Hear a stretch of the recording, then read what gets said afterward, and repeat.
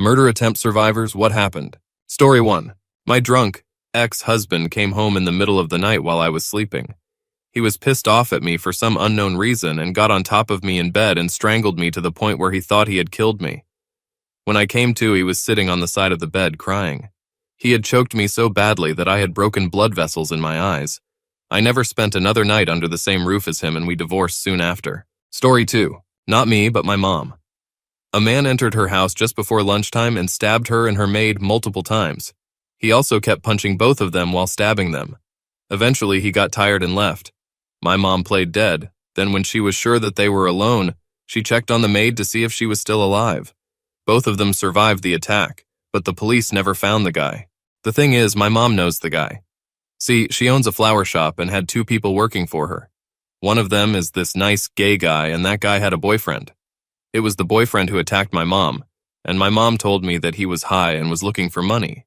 It seemed like his boyfriend didn't want to give him money that day, so he decided to attack his BF's employer instead. Since then, my vibrant, outgoing mom became reclusive, and she developed various health conditions. She's also always in a state of pain, which led her to become dependent on pain meds. The meds ruined her kidneys and liver, and now she's undergoing dialysis for it. Story 3. I was working from home one morning and heard a knock at the door at 8 a.m. I ignored it at first, hoping whoever it was would go away. After a minute of knocking, I opened the door. It was my neighbor who I'd spoken with a few times. My wife was at work, and I could tell he was surprised when I opened the door and not my wife. He was expecting her to be home and not me. He noticed that I recently purchased a new car and asked if I could show it to him. He tried to walk inside, but I asked him to walk around to the garage because of COVID-19.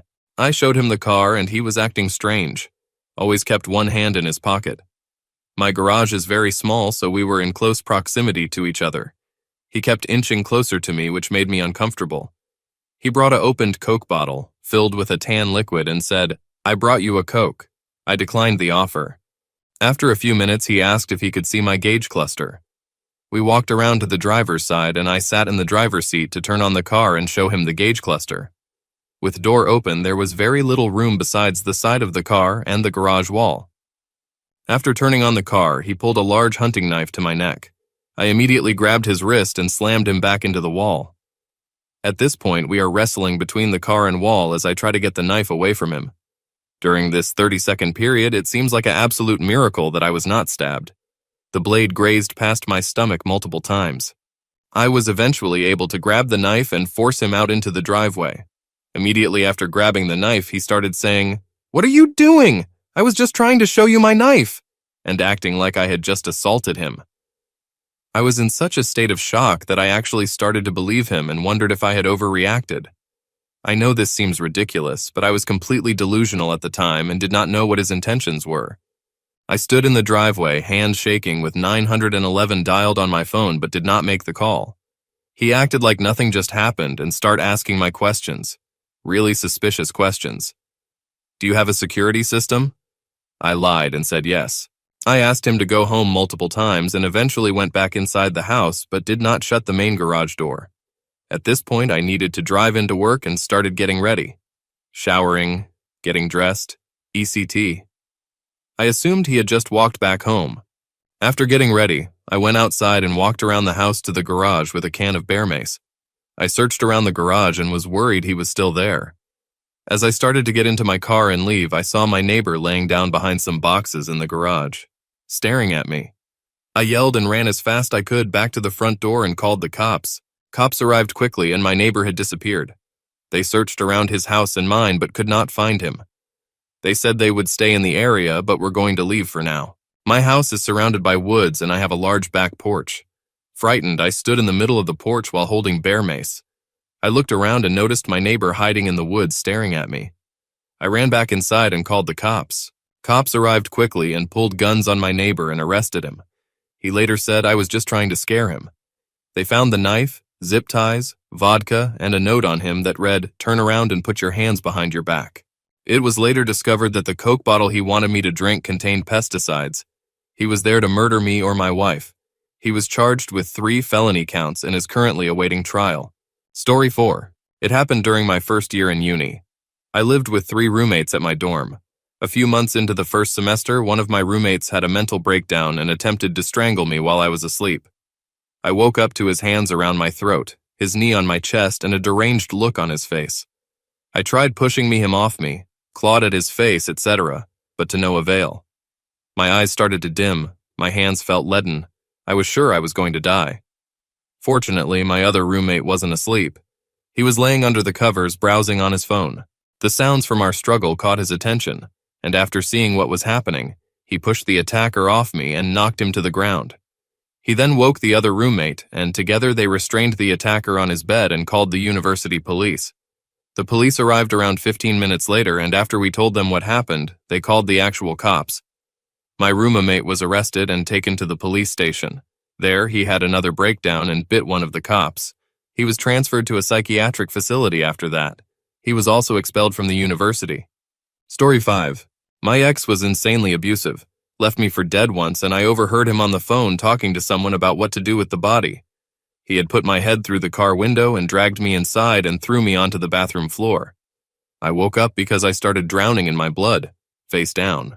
I managed to escape and call my mom. She got me a taxi to a hotel out of his area until I could get home the next day. She actually drove there to pick me up from another state because I had too many injuries to fly. Police didn't do much because I crossed state lines.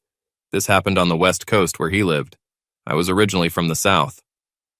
Cops were very uncooperative.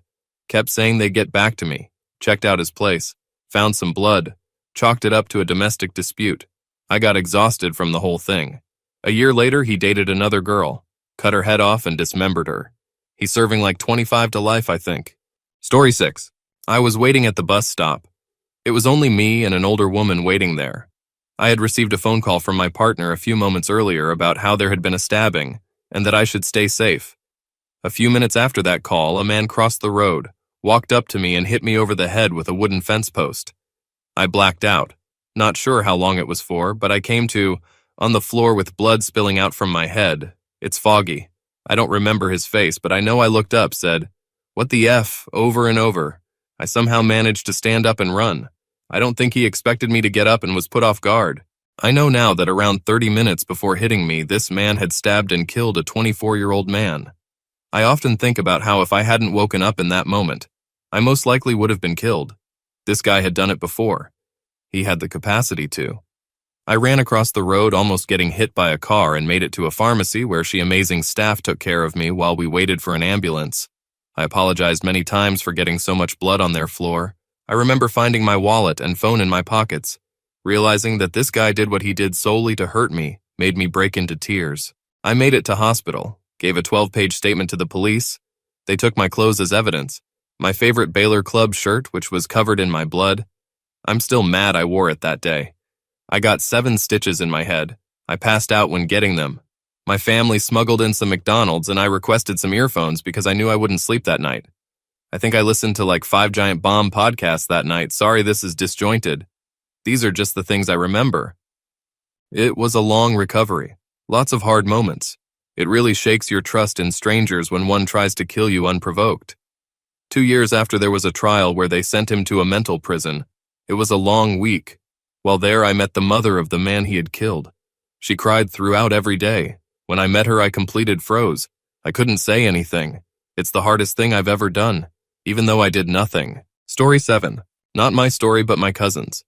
She was married to this crazy man. I won't go into detail about the ways he was awful, but he was insane. Also, before he married my cousin, he had another family who all died in a house fire. All 4 of his children and his previous wife. We all felt bad for him for suffering such a tragic loss, because we didn't know what he was like behind the scenes at home.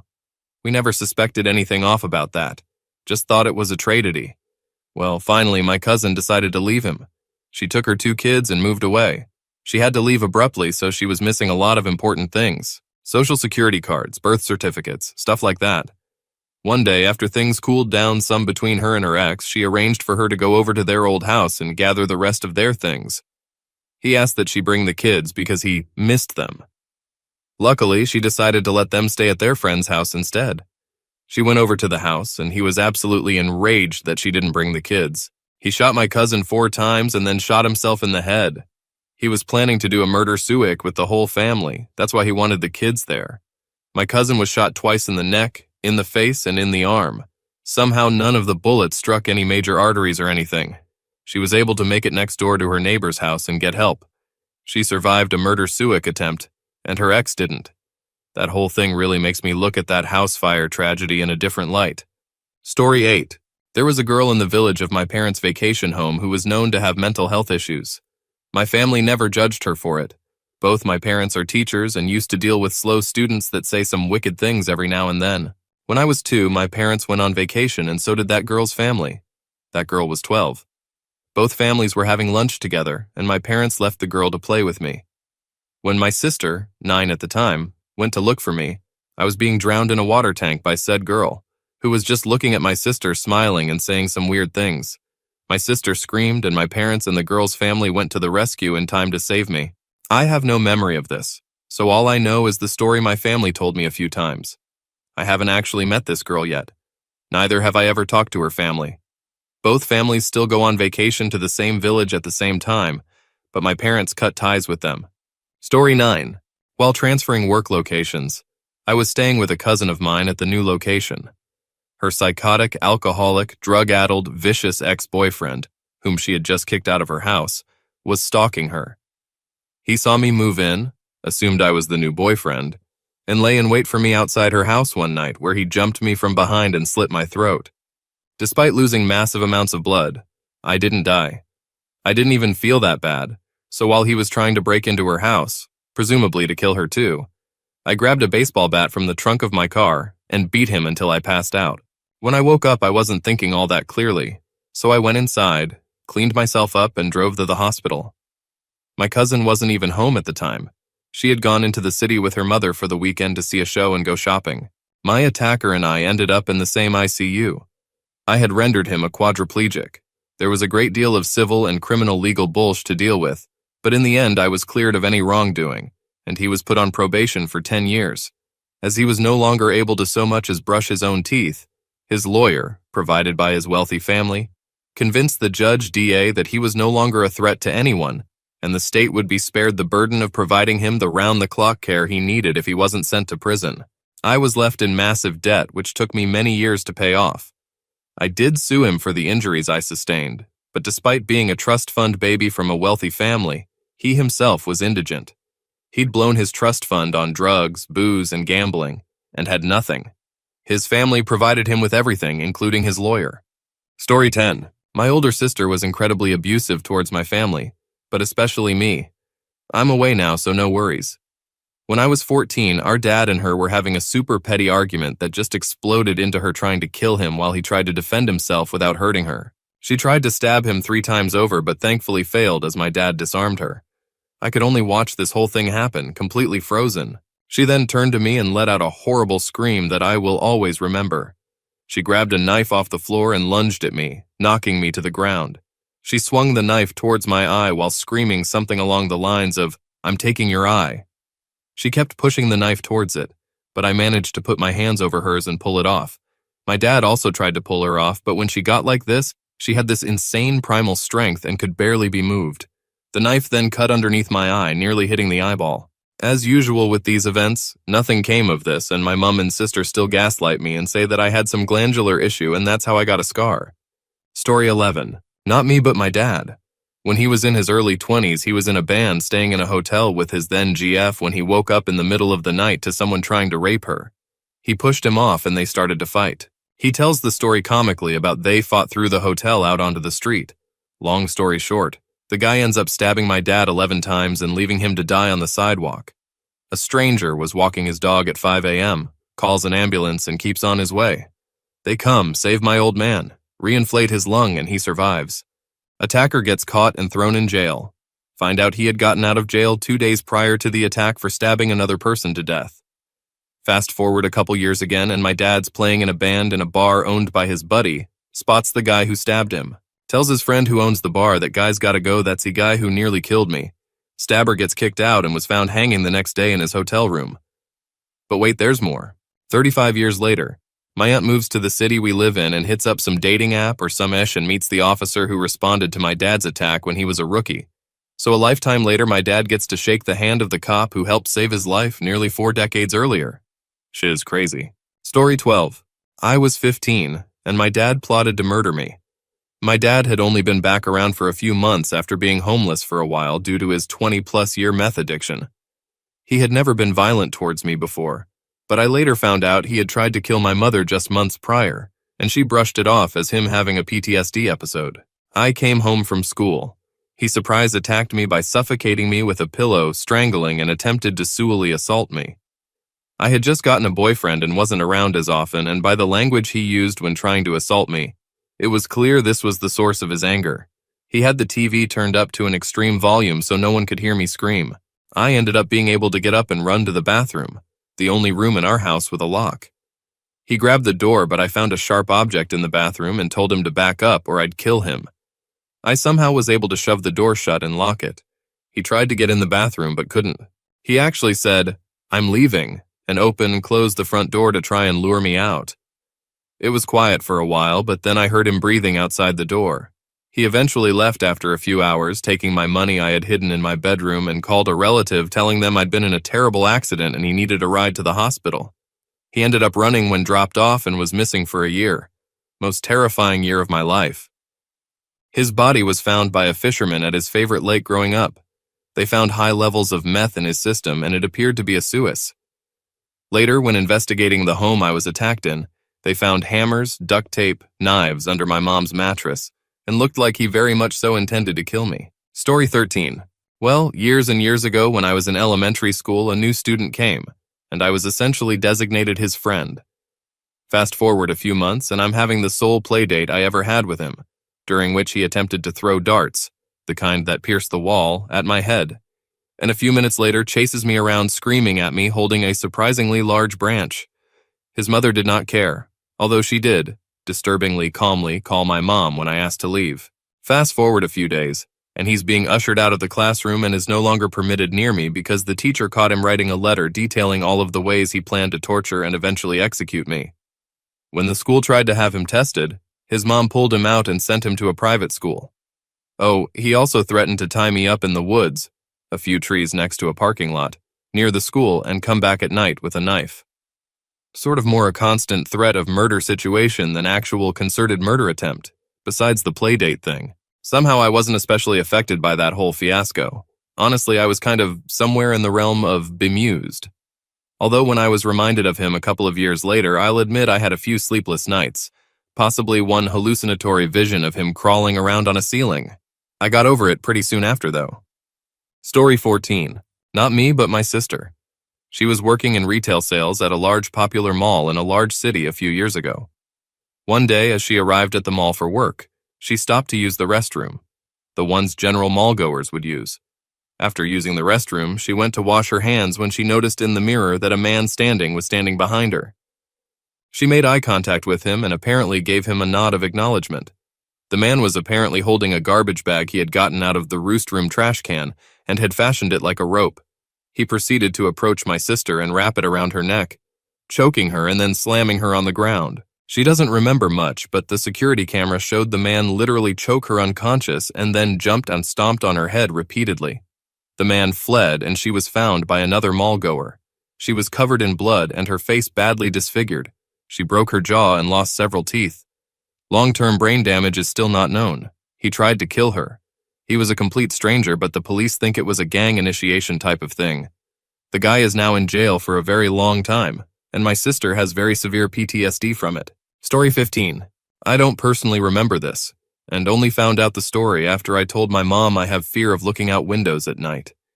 Apparently, when I was 3 or 4, I was in the kitchen with my mom one night, when a man came through the kitchen window and tried to stab her.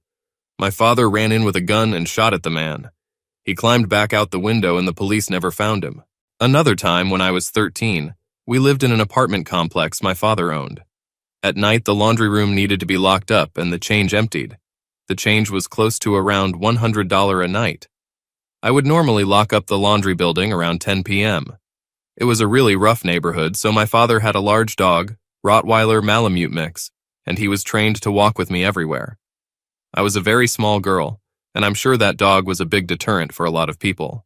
Anyway, One night I go out to close down the laundry building, and my dog won't come inside with me. He is barking up at the sky and won't follow any command I give. I cleaned up the building and gathered the coins, and the whole time my dog is standing by the door looking up at the sky. I lock up the door and turn to leave, and a man jumps down off the roof. He has a huge knife in his hand. He yelled something over my dog losing his mind, barking and growling. He had a crazy shit-eating grin on his face. He then tried to run at me, and my dog jumped up on him. I ran back to our apartment, and my dog stayed back to fight him. I told my dad what happened, and we ran back to get my dog and find the man. My dog was stabbed 3 times and needed to be hospitalized for days at the vet. He pulled through and lived many more years. They never found the guy. Story 16. When I was a kid, my father got into a relationship with a rather strange but still kind woman. She had a son who was only a couple years older than me. At the time, I didn't think anything of their relationship, but looking back at it, it was very abusive. They got into fights often, most of them turning physical, even when both me and my father were present. The kid would always try to push me over and hit me, but I would never say anything to my father because I didn't want to ruin his relationship. Now, here's where my memory gets hazy, so take the details with a grain of salt. My father and his then girlfriend were having a conversation, while I and her son were a few meters away from them. He once again tried to hit me, at which I sat on top of him to prevent that. I was a really fat kid and he was very skinny, so despite the age difference, this somehow worked. I told him I would get up if he left me alone, and since he promised to do so, I just sat beside him. He proceeded to get on top of me and strangle me. I remember trying to cry out for help and reaching out to my father, but not being able to make a single sound and feeling like I was being pulled away from him. I'm pretty sure I passed out after that, or was at least very close, because after that I only remember that my father's girlfriend and her son were now gone. I never saw them again, though the last I heard of them was years later, after my dad received an anti-wedding invitation from her. From what my dad told me, she was angry at her son, but was even more pissed at my dad for ending the relationship. I'm pretty sure he didn't really intend to actually murder me, but then again, what is the intention of trying to strangle a 7-8-year-old kid? All in all, this was surprisingly less traumatizing than you think it would be. Story 17. When I was living overseas, a man broke into my apartment. He came in through the window of my studio apartment at about 5:30 in the morning. Thankfully, I was awake. He started to go attack me and tried to strangle me. I was able to fight him off by getting my feet up onto his chest and pushing with all my strength. This happened a few times. The only thing he would say was, "You die, you die." He was slender, and I don't think he was very prepared, and I don't think he expected me to fight back. Partway through this, when I realized that he wasn't giving up, is when I really started to get scared and think to myself that I needed a plan and to get out of there. My friend lived next door, so I decided I was going to make a run for it.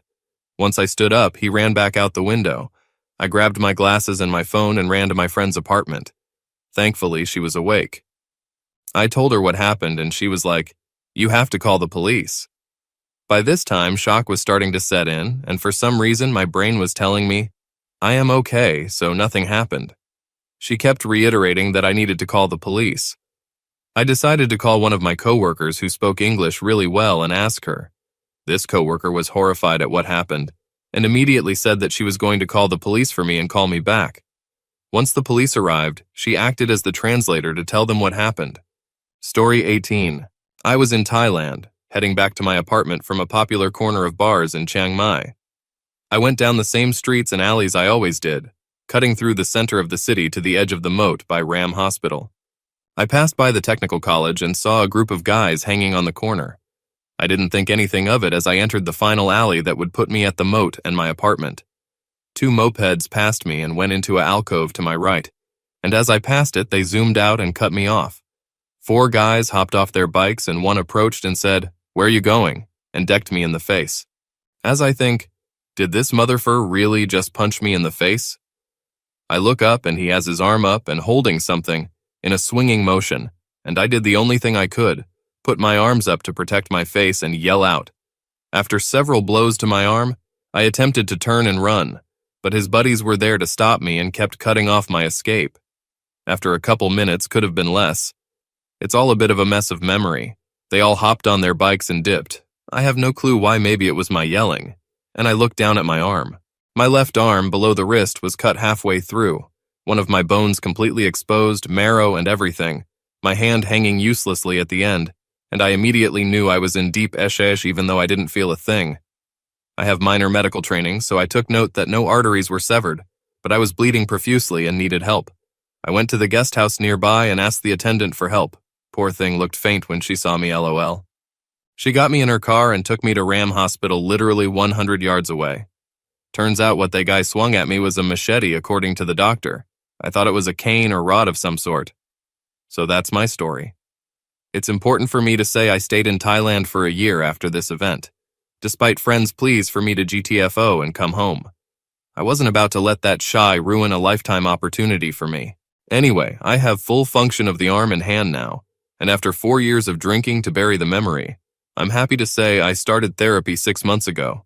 I quit drinking entirely, was diagnosed with PTSD, and am finally addressing the demon who's been hiding in the depths of my mind, and that Motherfair has his days numbered.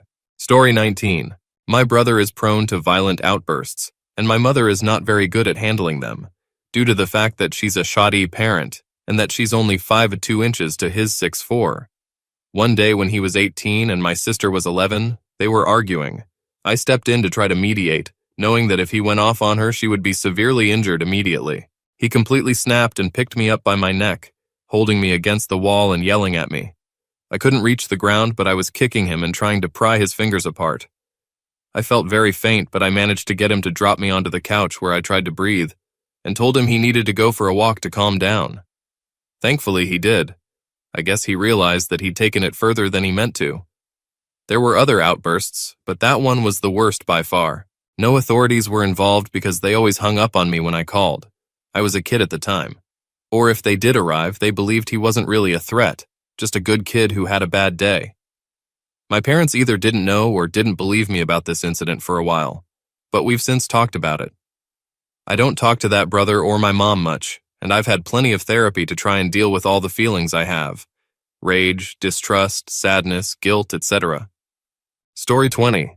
My ex-boyfriend was not well. He was my first big-time serious boyfriend when I hit 18. 19, and he was so abusive to me. He and his friend and I went to Walmart, and his friend said something that made me laugh. My ex got out of the car and left, and we had to go everywhere looking for him. When we saw him, he threw his phone at the car because I was in the passenger seat. I got one of our mutual friends who I had known a lot longer, and we went looking, and he was at his friend's camper. He was sitting in the dark holding a gun. When I walked up, he pointed it in my face and racked it. Definitely loaded. Said mutual friend ended up getting between us and was able to take the gun from him. The guy stalked me afterwards for a while, and then I got a call around Christmas. Like a year after that, he had been murdered in Georgia and dumped at a construction site for trying to take drugs and money from 3 people, who ended him quickly. Also, to be totally clear, he did a lot of horrible shit to me. Said a lot of shit. Him dying was probably one of the happiest days of my life because he always told me he would finish it if I came back to my hometown. Luckily, he had gotten into bath salts and finished going crazy and ended up dying exactly how he always thought he would. Call me heartless for being glad he's dead, but I missed seeing my grandma one last time out of fear he would find me and I'll never see her again. Story 21. There was this guy who I used to chat with at the bar. He was a little weird, but seemed lonely, so I would talk to him because I felt a little sorry for him. This went on for months, and eventually he asked me out, and as tactfully as I could, I said no, I wasn't interested in seeing anyone now, and I thought he was okay with it. He'd do and say the occasional inappropriate thing that made me feel uneasy, but not bad enough to be rude or make him feel alone, and we both liked horses. So that's pretty much what we talked about. I thought he was fine with this and things went on as before. But then he came in with a friend from work and I was sitting with them and the friend was extremely obnoxious and loudly making all these rape and GHB jokes. Like he just wouldn't stop even after I said he was making me feel uncomfortable. He said in a condescending tone, "You don't really think we are going to rape you, do you?" And I felt stupid and ashamed and said no, but they kept going on. And finally I said I was going to the washroom and please get the jokes out of your system while I'm gone or I'll leave. That was very stupid and it gave them time to dose my drink. Now it doesn't make you pass out like many assume, but it kind of makes you a suggestible zombie but also get drunk a lot faster, or enhances the effect of the alcohol, whatever. Anyway, he told my other friends I wasn't well, and he's going to take me home and I'll be safe, And after that, I don't remember anything till being in his room and the assault happening. It was surreal, like I was floating through the ceiling, watching what was happening from above, and trying to will my body to get up, run, get up, run, get up, run. But it was like a marionette with the strings cut. Then he pushed my shoulder really hard, and I heard a low snap, and I rushed back into my body. And I had the sensation of dying, of being drowned in blackness. Much later I woke up, and it was day as there was light coming around the curtains, and I managed to find my things and get out. But I have PTSD from it to this day, and I need a cane to walk. Also, the police did nothing, so I also have PTSD from the patronizing way I was treated by the police after this. Story 22. Me and my sister used to argue a lot. Had a particularly bad one, retreated up to my room when she started getting vicious and physical, figured she'd take the win. Closed my door and lay down, ended up napping. Woke up a little bit later hearing the door open. While I was getting my bearings, I realized she was in my room, going around my bed towards my computer, just about the only valuable possession I had. I lashed out and kicked her, harder than I probably would have been willing to do while actually awake.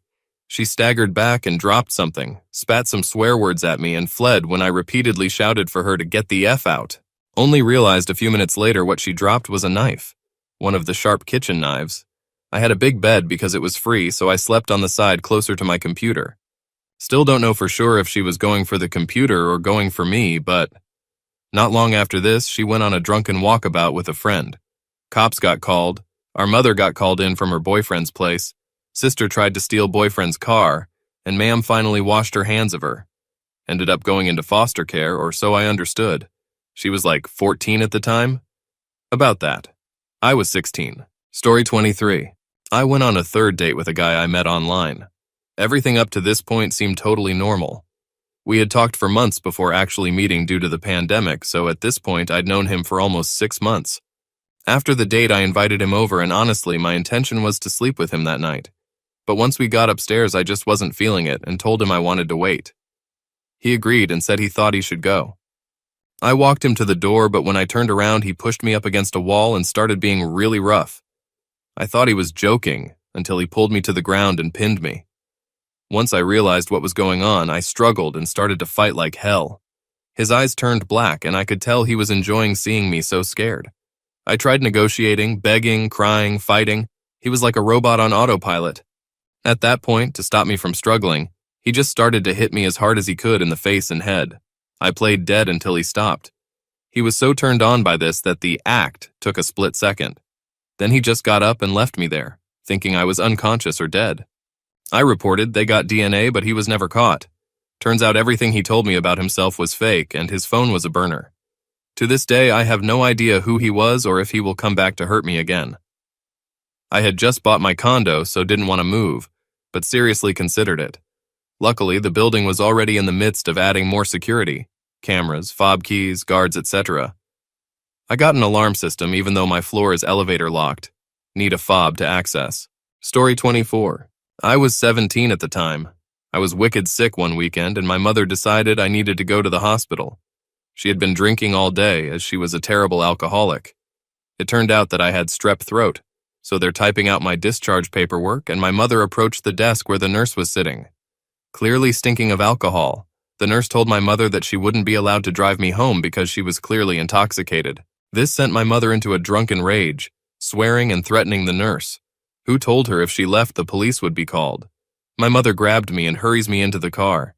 I start yelling at her about how irresponsible she is and how she is ruining her life with alcohol. This pisses her off even more. We only live less than a mile away, but my mother has taken a different route than normal. When I ask why, she just says it's the long way and she doesn't want to get caught. As we're traveling down this dark main back road, she begins speeding like crazy. We were doing at least 90 miles per hour when she looks over at me with a blank face and says, "I'm sorry." She then pulled the e-brake and cut the wheel, sending us flying off the road. The next thing I remember is sitting in the front seat of a pickup truck with an EMT shining a flashlight in my eyes along who the president was. I responded that Bill Clinton was the president, 2000. Apparently, she had crashed us into a huge rock at the end of someone's property, directly on my side of the car. Apparently, I crawled over her and staggered to the door of the property to ask for help. They put us in different ambulance and we headed back to the hospital we just left. Upon arrival, the nurse my mother fought with said, "I knew you'd be back." My mother, in a drunken, semi-conscious state, kept saying, "I'm sorry I tried to kill you, I love you," over and over. She suffered several broken ribs, a broken collarbone, broken nose, and cracked vertebrae. I had a concussion and some cuts on my face from the door window basically exploding on impact with the rock. She was sentenced to some alcohol program through the courts and some community service. She suffered severe depression, and 6 months after this, she took her own life in another car accident. She actually asked me if I wanted to go for a ride with her that night, and I told her no. "I'll see you when you get home." That was the last thing I ever said to her. Story 25. I'm an older guy, and this younger fellow, the son of one of my pals, was down on his luck. Couldn't find a steady job, bouncing around from job to job, etc. He was always a little odd but quiet, and I invited him to stay with me rent-free if he didn't mind taking care of stuff around the house. Mow the grass, help prepare food, minor maintenance, stuff like that. I'm getting too old and my house is too big. He agreed and things were fine for a while. We developed a good relationship. We'd play chess every night, eat together. I tried to help him with job interviews and he held up his end of the bargain with the housework. I'd developed a pretty bad cataract in one eye and it was clearly bothering him. He'd stare at it and his face would just go blank. He was always kind of odd, but something changed in his demeanor. I caught him peeking his head in my room at night when he thought I was sleeping. He stopped eating with me and withdrew into his room. After about a week, I woke up in the middle of the night. I knew he was in my room, but I couldn't see him. You know that sixth sense when you can just feel someone is by you? Suddenly, I'm thrown from my bed and he's on top of me, trying to smother me with my own bed sheets. I screamed so loud the neighbors heard and called the police. I managed to get out of his grip, lock myself in the bathroom until the police arrived. Scariest moment of my life. When they arrested him, he kept rambling about my eye and voices in heaven and hell. Last I knew, he was in a mental health facility. Story 26. My father had several mental disorders, which I later learned. He tried to murder me when I was 9 years old after years of physical, mental, and emotional abuse. His mental disorders, that I'm now aware of, included anger issues, bipolar disorder, PTSD, and paranoia. He would tell me all the time that he hated me because I looked like, and reminded him of my mother who divorced him after he hit her. His abuse continued for years because he told me if I told her about it, he'd kill me and her, and my mom was unaware because he only ever hit her once, so I don't think she realized he'd abuse his own child. One day he was especially bad. I remember I had multiple fractured ribs, a fractured collarbone, and several bruises/cuts. By this point, I was already into horror movies, thankfully, and all I could think of because of that was get a knife, because the damsel in distress always goes for a knife. I managed to get some distance between us by running inside. I went straight to the kitchen and grabbed a knife off the counter, then got down on my knees and elbows to use my body to hide it. It was a big butcher knife. I heard him stop behind me, and when I saw him lean forward, I turned and lashed out at him, leaving a sizable gash across his face. It didn't kill him, but he died when I was 13 due to a heart attack. That was the last time I saw him, other than when I saw him in court, for my mom to get full custody. She asked me during the hearing about the gash. All I said was, I cut him. But I think she put the pieces together because she never pressured about why. Story 27. It was Halloween 2020, and my friends and I were in a park in North London setting off fireworks as a celebration. Totally benign and good vibes. Sometime into the night at around 9 p.m., a car pulled up and set off fireworks aimed at us, some of which hit my friend. My friend immediately ran to his car and chased after the perpetrators, with the rest of us following suit. Once we caught up to the car, we discovered 2 youths around 18-19 who were completely unapologetic. Well, my friend did not like that, so took the rest of his fireworks in his car and snapped it in 2 to teach him a lesson. That was that. We parted ways with the driver saying, "Enjoy your night, lads," with a very chilling smile. I had a bad feeling from that moment, but remained in the park with my friends to continue the celebration stupidly, despite saying to my mates we should leave. 10 to 20 minutes later, around 3 cars pulled up with more fireworks, and a whole bunch of youths with knives jumped out of the car and started to terrorize us. Me, wanting to protect my car and not realizing what was going on, stupidly went forth to my car in an attempt to get to it and drive away. My best friend came with me for some stupid reason. The rest of my friends dispersed, running away. Once I got to my car, I jumped in and my hand was shaking so much that I dropped my keys in between the clutch and my car seat. I was frantically trying to reach it, and was making a bit of commotion, so much so that the attackers noticed that my friend and I were in the car and beckoned the other attackers over. They proceeded to try to break the window, roaring at me to come outside. For some reason, God was on my side that night as my VW Polo windscreen and windows did not cave in. It was incredibly close. They were beating on the windows for close to 2 minutes, and any longer it would have caved. One of them even had a gun they were brandishing. In the UK, guns are illegal here. They must have run out of adrenaline and realized the police would be en route, so they ran off in a hurry. 2 of my mates got stabbed that day. One in the kidney, one in the neck, with both surviving their injuries. But it really could have gone left for me, and I consider that night as the night I should have died. We messed with the completely wrong people. Story 28. I took a date out of town to a zoo, and on the way back into town, we stopped at a popular ice cream shop. Once we get our ice cream, I decide to pull over into a shopping center to park so I could enjoy the ice cream without driving. This shopping center had a few big stores in it, but the bulk of things were closed or closing as it was about 11 p.m., so there weren't many people around, but I didn't think anything of it. It was a sorta nice night. We had the windows down in the car, and we just sat there and talked for a few minutes even after we finished the ice cream. At some point during our conversation, out of the corner of my eye, I see something shiny in my side mirror. It turned out to be a knife, and some guy was coming up to the car. He didn't say anything. He swung the knife in the car. He kept flailing the knife around. I climb on top of my date in the passenger seat, kicking at the guy who was wildly swinging the knife. I go into my glove box, grab my pistol, and I fired it 4 times. I then got out of the car and found out there was another guy who was at the passenger door, but he was unarmed. He ran off once I shot. He was messing with my date. He prevented her from being able to get out of the car so we could get away from the knife guy. I got cut and stabbed in my legs and my left arm a bit. All superficial stuff, thankfully. Lots of stitches, bandages, and pain. But I was fine. The person I shot wasn't so lucky, as I hit him directly with 3 of the 4 shots and grazed him with the 4th. He was still alive when the ambulance rolled up, but he didn't make it to the hospital. Story 29.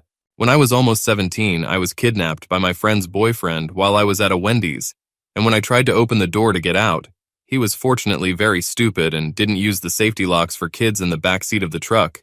He threatened to kill all 3 of us, me, his GF, and another friend I was eating with when he took us.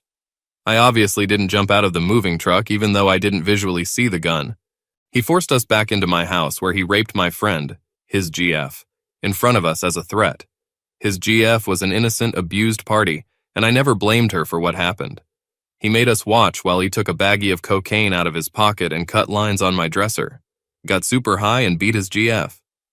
He tried to suffocate me with a beach towel he found in the closet, but I managed to fight him off and he got bored of me and went back to torturing his GF.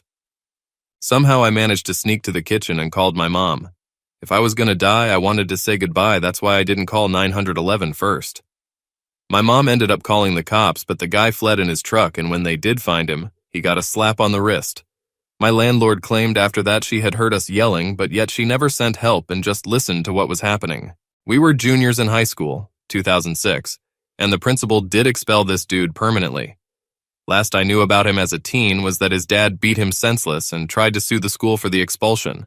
Saw him a decade later at a bar with his wife, but ran for my life and got the hell out of there immediately. Story 30. Important to the story, my boyfriend at the time of almost a year was very abusive and had emotionally manipulated me to be extremely reliant on him, and at this point I was 15. So I was struggling with mental health issues, and on that particular day I felt very strongly that if I was left alone I would be a risk to myself. So I reached out to him, asked him to go on a walk with me, thinking it would distract me. How wrong I was. As I am explaining how I am feeling to him, I can see he seems to be 1,000 miles away. And when I managed to get him to look at me again, I could see that the way he looked at me had changed. Safe to say I was terrified. We talked and walked, and suddenly we are walking across a bridge when he just stops. I remember him turning to me and cold as ice explaining to me why I should jump. At first I thought he was trying to show me how stupid my urge to self-destruct was, until his hands were locked around my wrists. We were up on that bridge for hours with him desperately trying to get me over the railings while I pleaded with him to let me live and not die like this. I remember seeing people's faces as they walked past, silently begging them to realize I was in danger, that it wasn't just some lover's tiff, but no one came to my rescue. At one point, he put me down knowing I was too exhausted from struggling to go anywhere, and began grabbing my things, my phone and bag. He was texting my mom as me telling her I was going to kill myself. I couldn't believe it. He had been planning this, and I never once realized. He then called my mom from his phone, pretending to be terrified for me and that he had lost me. The way his voice changed so easily from angry monster to scared boyfriend will never leave me. It was then I knew I had a very short amount of time to escape. He thought I was injured from the abuse and struggle, so felt safe enough to begin his plan of planting my phone and bag under the bridge by the dual carriageway. The moment he was out of sight, I was moving like never before. I knew the police station was down the road, and if I got 5 minutes down the path, I was likely to bump into one. I was so close I could see a police officer when an arm clamped across my waist. I could fight no longer. I really was done. I started to accept that this is the way I would go. He would throw my body over the railing and I would die, the idiot whose love got them killed. But I was wrong. The officer turned around and waved to us. He started to walk towards us and relief washed over me. I knew he might try again soon, but for today he had failed. He wouldn't have gotten away with it now. He fooled the officer, played the hero, collected my things, and got me home to my mom, who then thanked him profusely. We broke up a few months later, and eventually the truth did come out, but nothing was ever done. Story 31. I was in my early 20s when I frequented a local dive bar. One evening, a local patron who I often spoke with offered to help me with a mechanical issue I was having with my car. He came to my house the next day, as agreed, and picked up my car. At that time, I gave him $100 for a specific part he said he needed to fix it. Later that day, he returned to my house with my vehicle and another man. The car had not been fixed, and he said he needed another $200 for parts. Both men were clearly on drugs. I told him I didn't have the money and that I would just drive him home and I would have him fix it in the next couple weeks when I had saved the money. While driving them home, the man who I didn't know pulled out a gun and held it to the back of head and told me drive to a secluded location. On the way out to this location, my gas light came on. He instructed me to pull into a gas station. When we pulled, we exited the vehicle and walked up to an ATM just outside of the gas station. He held his gun against my side as we walked up to the ATM. I reached into my back pocket, pulled out my wallet, and threw it toward the door of the gas station. I have no idea why I did this. I just knew I had to do something to throw him off. He immediately cursed at me and went toward my wallet, and I took off running and went behind the gas station and kept running toward a field. I never turned around until I got to a tree line where I could see the gas station behind me about 100 yards. I had no wallet, no cell phone, and I could see my vehicle going very slowly up the road in the direction I was hiding. With the driver's side window down, this man was now driving my car. He reached his gun out the window and fired 6 shots towards me. He then sped off down the road. I continued to stay where I was until 3 police vehicles with sirens going arrived at the gas station. I then started walking back to the gas station and towards the police with my hands up. I was never so happy to be placed in handcuffs. Story 32. About 16 years ago, I was leaving work to go to my last physiotherapy appointment. Back injury. I worked in the heart of downtown, but physio was on the north side of town, so the quickest way to get there was to use the train, LRT, as the stations were close to work and close to the physio office, so I would not need to take the bus. As I got into the train station, I heard that my train was coming, so I ran down the stairs as fast as I could because if I missed this one, then I would have to wait 20 minutes for the next one, and that would make me late for my appointment. I got down to the bottom of the stairs at the train platform and turned towards the track where my train was coming in. As I turned towards the track, I suddenly felt 2 hands on the back of my coat pushing as hard as they could towards the tracks. With little to no time to process what was happening, all I was able to do was jump as best I could once I was at the ledge. I leapt as far as I could, making it all the way to the other side of the tracks and the wall just as the train came rushing into the station. It was such a close call that as I leaped across the track, the train struck one of my feet. It just grazed me as I got across to watch the train come screeching to a stop in the station. Once the train was fully stopped, I stepped up on the coupler in between the train cars and back on the platform where a group of other people were yelling, "He's right there," and pointing at the man who just tried to kill me. Filled with rage and a desire to remove his head from his shoulders, I started walking towards the man, who just sat down and tried to act like everything was fine, and thought to myself how I was going to end this fool for trying to do the same to me. As I got close to him, transit security appeared and stepped in between the man and I, and potentially stopped me from committing a terrible crime. I even offered them $1,000 each if they just turned around for a minute so I could at least give this guy the hardest haymaker punch I could muster. But they said there was cameras everywhere and it was just not possible. So mad. They then informed me that as transit security, they were only able to subdue the man once he was arrested, and as there were no cops around, it would have to be a citizen's arrest, and I had to be the one to do it. In order to do so, I had to approach the man, tell him he is under citizen's arrest, then make physical contact of some sort. I did exactly as the security said up to the point of making physical contact. When it got to that part of it, time froze, and my mind ran the gauntlet of different scenarios about how I could possibly beat the piss out of this guy. But I was able to collect myself enough to realize that I am allergic to going to jail, so I just put my arm on the sleeve of his coat. Immediately after doing this, transit security cuffed him. While waiting for the cops, I asked him why he did that. His response was, George and Saddam told him he needed to do it, and that I was supposed to be his salvation. The security guards then searched him, and in his coat pocket he had written a letter to the president of China, stating he needed more rice rations. Out of his damn mind. The cops came and took him away shortly after. He was ordered to undergo a 30-day psychiatric evaluation. After that was done, he was found not able to be tried due to mental issues, then freed back out to the public. WTF? I found out shortly after he was released that he had done this before. 3 years prior, a woman who was 6 months pregnant was waiting for her train when he pushed her onto the tracks. She lost her baby because of it, but he got the 30-day psychiatric evaluation and found not capable of being tried because he was crazy, then released. What a joke. How did it affect me? Well, I have not been on the train in 16 years. I also suffered from vivid nightmares for years about different ways I get killed on transit. Even to this day, I still have a nightmare about it once every couple of months. Story 33. I dated a guy for a couple months that just had red flags all over him, so I called it quits over text eventually. It was not serious, and we were not exclusive. He showed up at my house 20 minutes later. I lived in the hood, and he climbed a 10 fence to get onto the property.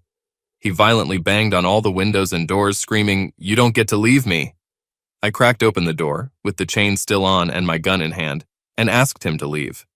He kicked my door open, rushed me, punched me, pulled chunks of my hair out and choked me until I passed out. He is 6'4", and I'm only 5'1", so I can't reach his body, but I'm clawing at his arms till I'm blacked out. When I finally wake up, he's sitting on my bed and crying with my gun against his head. I think he thought I was dead. It took me an hour of telling him whatever he wanted to hear before he finally put the gun down, acted like nothing happened, and left. I cried by myself for a few hours until I got a call from another guy I had been seeing, an attorney. I bawled my eyes out to him. He picked me up and helped me get a restraining order. The neighborhood gang said they caught him trying to scale the fence, pulled him off and roughed him up a little. I moved and changed jobs.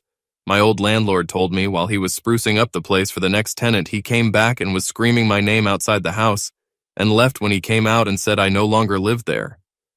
6 years later, I got a FB message from a woman who moved in with him shortly after this incident. I gather from this timeline they must have began dating while we were dating. I think there was some sort of background check to move in together, so he explained the DVRO. I didn't pursue assault charges, just the restraining order. As us being just friends, having an argument and me being some sort of vengeful psychopath and lying to law enforcement that he attacked me.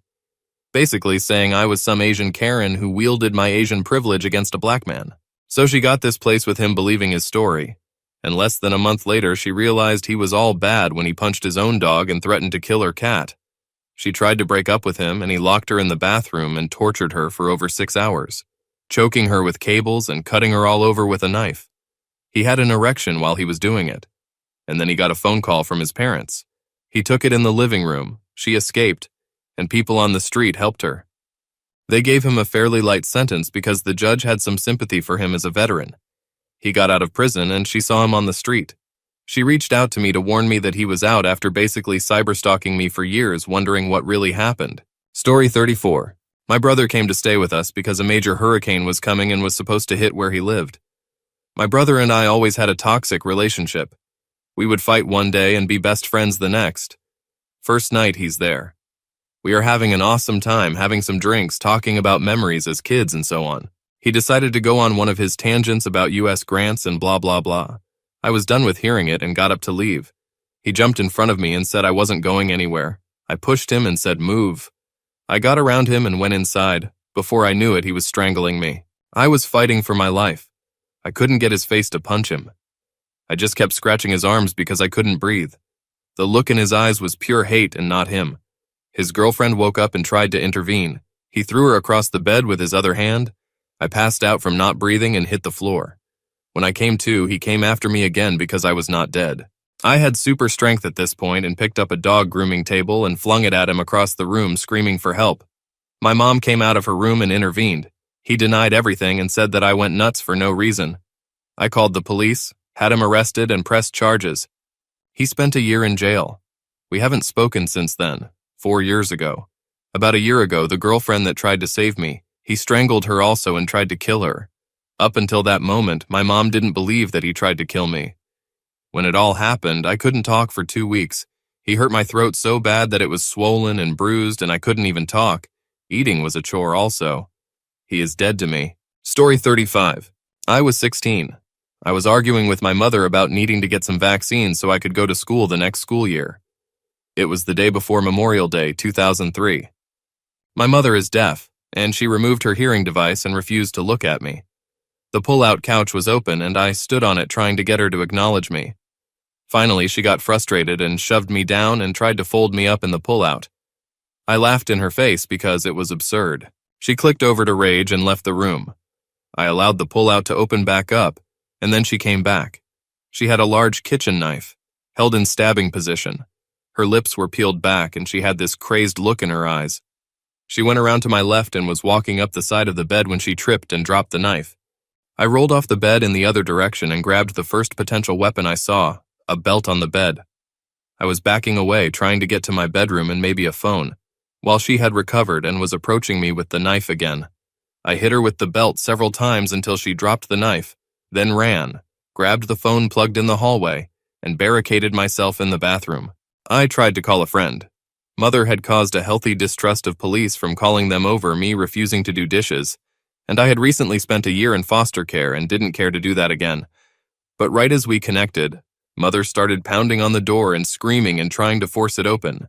Then she unplugged the phone. She called my stepfather at work to tell him her version, and I spoke to him as well. I don't remember this part as clearly. But then we took my laundry out of the car. We were supposed to be going to the laundromat, and she left to do laundry. I got on the internet and was able to let my friend that I called know I was okay. She had almost called the police. Then a police car pulled into the driveway, and I got off the computer very quickly. My mother had gone to the ER for the welts I gave her and told them she threw a knife at me, so police were sent to make sure I was alive. I then gave them the full story, they took the knife, and they took me. They got a very long report from me on what happened, and then I was taken to JIAC, Juvenile Intake and Assessment Center. This was usually a funnel to either juvenile detention or foster care, if nobody came to pick you up. I was there until almost midnight, when my stepfather got off work and came to get me. About 6 hours. My mother was arrested and held for 2 days because of Memorial Day. Eventually, all charges were dropped. She didn't acknowledge my existence for 3 weeks. That week was finals for my sophomore year of high school,